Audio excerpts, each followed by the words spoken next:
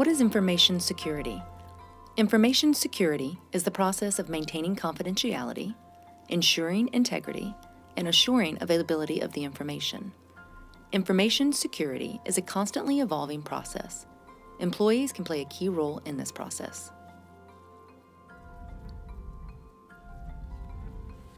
There are some common threats to information security. These threats include, but are not limited to, human, technical, and environmental threats. Examples of human threats include disgruntled employees, customers, criminals, terrorists, hackers. Examples of technical threats include configuration errors, obsolete equipment or software, or malicious code such as a virus.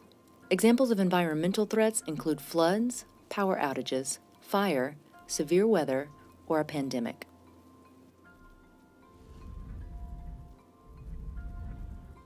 For human-related threats, there are many different motivations. These motivations may include, but are not limited to, financial gain, revenge, or political agendas.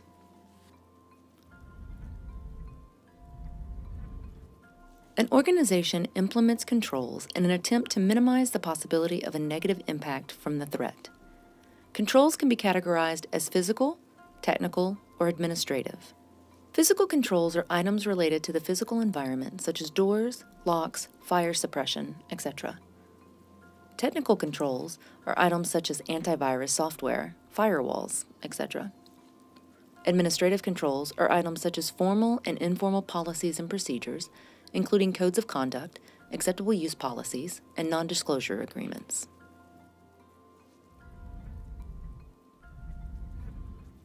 Controls can be further categorized as preventative or detective. A preventative control attempts to minimize the likelihood of an action, such as the lock on a door. A detective control attempts to identify if there is an unauthorized action or activity, such as an alarm or siren.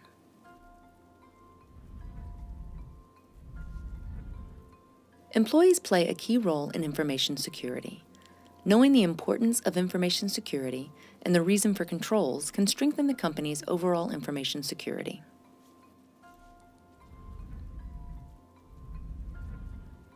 In today's environment, information security is important, as an unauthorized disclosure or disruption can be financially devastating and negatively affect the company's reputation. In many cases, there are regulatory requirements as well.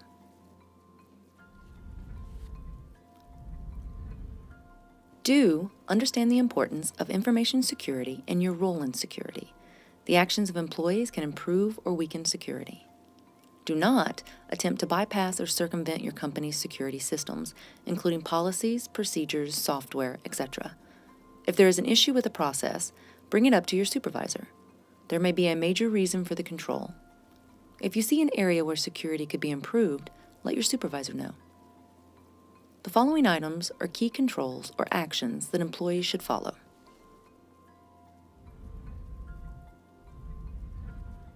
Physical security is important. From an employee standpoint, you should not attempt to bypass physical controls. Do not prop open doors that are supposed to be locked. Do not allow others to access facilities with you. They should enter with their own codes. This may include access via doorways or vehicle gates.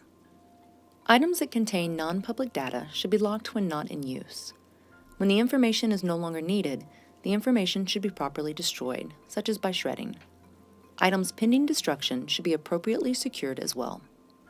Users should also lock or shut down computers or devices when they are not actively being used. The system should require a password or code to obtain access.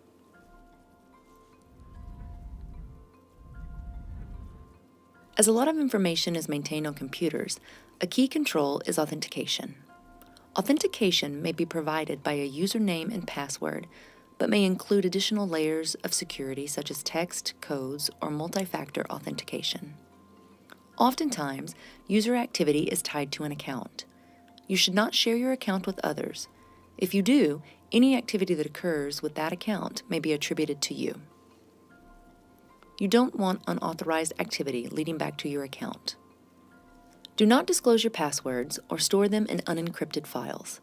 For example, if your computer was compromised, the attacker may find this file and then be able to access other possibly more important systems. Or what if the computer was lost or stolen? This is a bigger risk with portable systems. You should change your password periodically. Changing a password periodically minimizes the risk of a compromised password file from being unencrypted. You should use strong or complex passwords. Passwords should not be easily guessed by others. Whenever using an account or establishing an account for others, use a least privilege principle. Use only the minimum level of access needed for the job duties. That way, if an account is compromised, it may have minimal access. When given the option for multi-factor, such as one-time codes via text, these options should be strongly considered. These options minimize any potential damage should an account be compromised. It is highly unlikely that the attacker is able to receive the code as well.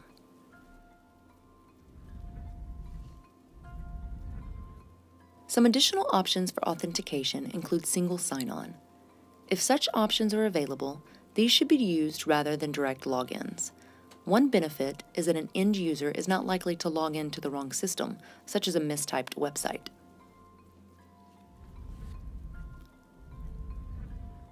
When traveling or out of the office, avoid connecting to unknown Wi-Fi or other internet connections. Connecting to an unknown internet connection can be risky. An attacker could provide the internet connection to perform man-in-the-middle attacks. In simple terms, your traffic would be routed through their connection and forwarded on to the real destination. The risk is that the traffic, including authentication credentials, could be compromised. Although man-in-the-middle attacks could be conducted in other ways, getting users to connect to a Wi-Fi network is one of the easier methods. Other methods require a system to be compromised first.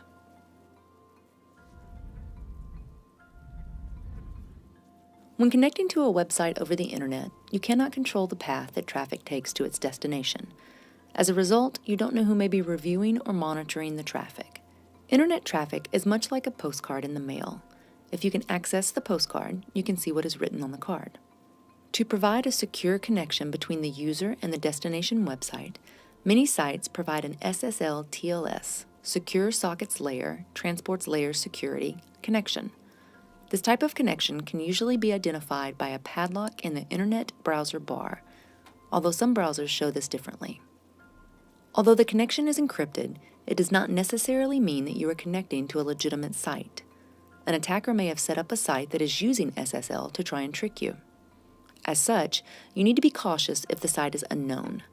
If the site is malicious, it will often be reported to the SSL provider and the SSL certificate revoked. If you get a warning or error indication from the browser, do not use the site. The site may have been compromised or was created with malicious intent. Keystroke logging is the process of using software or hardware to capture all of the user's input. If a user's keystrokes were captured, authentication credentials are likely compromised. Without multi-factor authentication, this damage can be significant, as an attacker could perform actions as the user. Keystroke logging can be installed via software, such as by a virus, or via hardware, such as a device physically connected to a system. The risk of keystroke logging, along with other risks, is a reason the unknown systems, such as a hotel, library, etc., should not be used for accessing any non-public systems.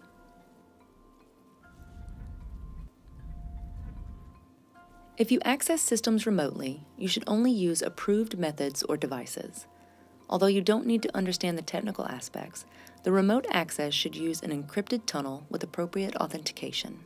The primary reason to use only your equipment is that you can minimize the likelihood of keystroke logging or other systems that can monitor traffic. Also, do not allow others to use your systems when connected remotely.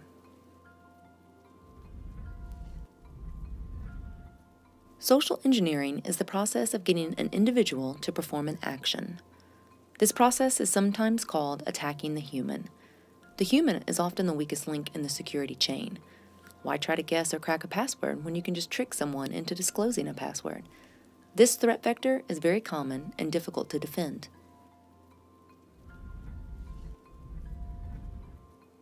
There are three major categories of social engineering. There are electronic, telephonic, and in-person.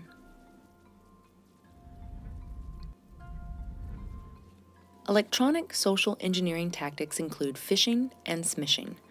These attacks may use email, or other electronic communication to trick a user into disclosing information or performing an action such as clicking a link, installing software, conducting a wire transfer, etc. Telephonic or pretext calling is the process of using the telephone to get the user to disclose information or perform an action. The method is often referred to as vishing. In-person social engineering requires an attacker to be physically present. In such cases, someone could pose as an official, technician, supplier, new employee, etc. Although possible, this type of attack is less common, as there is a high risk of being caught. Social engineering is a common threat vector today.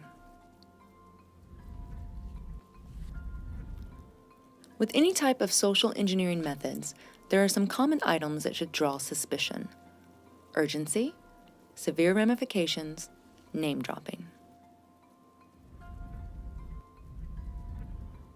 As an employee, validate any suspicious request or action. If the request is questionable, verify the request via other means, such as a phone call to the appropriate party using a known good number. Do not trust anything provided by the requester. If the request is via email, do not click links, download files, or open attachments unless the email is verified. If directed to a link, go directly to the known good site, not via the link in the email. Administrative controls usually augment or correspond to technical and physical controls. Administrative controls will oftentimes spell out the requirements or actions of an employee. Some of the common administrative controls include the following. Non-disclosure agreements are used to limit discussions or disclosure of non-public information to authorized parties. Before you disclose information to someone, ensure they are authorized and have a need to know. Acceptable use policies will outline what actions an employee may take with information systems. These may include email, internet use, telephone, etc. Policies and procedures may be formal or informal. Ideally, these policies will be written. Ensure that you understand your company's formal policies and procedures with regards to information security and your actions. If things go wrong, you will likely be held accountable to these policies. A security incident is an event that threatens the security of information systems. This includes the transmission, storage, and retrieval of information. Incidents include, but are not limited to, the following: attempts to gain unauthorized access to computer systems, software applications, or data. This may be by someone from outside the organization, such as a hacker or an internal employee trying to steal another user's ID and password. Any event that results in damage, corruption, misuse, or unauthorized exposure of confidential data, whether the event was deliberate or not. Attempts to interfere with the normal functioning of information systems. This interference may include malicious software, denial of service attacks, or unauthorized computer applications. Theft or destruction of information systems to include equipment and printouts of data. Other violations of information security-related policies. Your company likely has a formal incident response policy that guides the actions of the company employees in the event of an incident. Although you don't need to know all the requirements of responding to an incident, you should understand key steps that can assist the incident response team in handling an incident.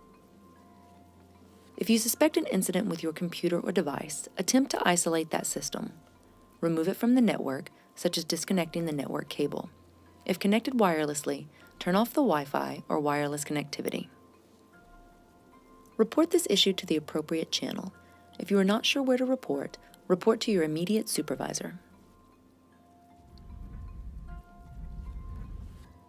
When reporting an incident, include the basic information of who, what, when.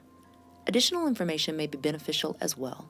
With regards to social engineering, the context of the request can be key. Information security can be complex, but employees maintaining a few key principles can greatly improve overall security. As an employee, do not try to bypass or circumvent security controls. Physically secure confidential material. Practice safe internet and email use. Be aware of social engineering, such as phishing, and report suspicious activity.